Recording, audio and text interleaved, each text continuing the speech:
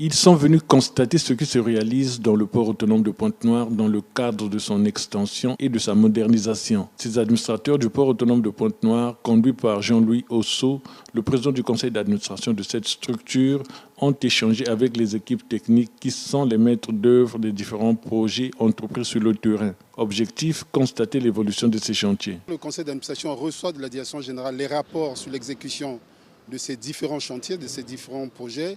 Nous sommes toujours dans cette vision de faire de Port de Pointe-Noire un grand hub effectivement dans la sous-région Afrique centrale et Afrique de l'Ouest.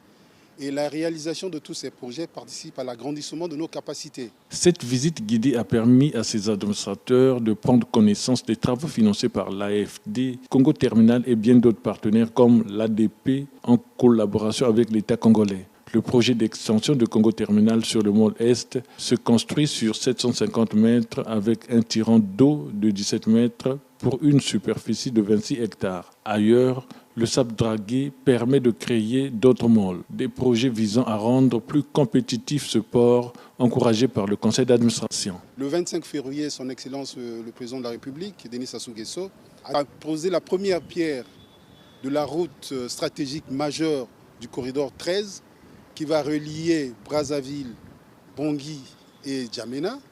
Et tous ces corridors-là, ce sont des voies effectivement de circulation des marchandises.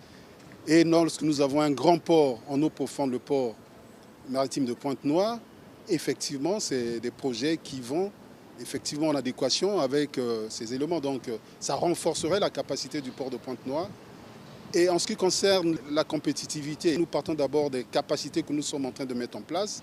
Nous avons visité effectivement les travaux de grands chantiers d'infrastructure, d'agrandissement du port, de renforcement des enrochements des quais.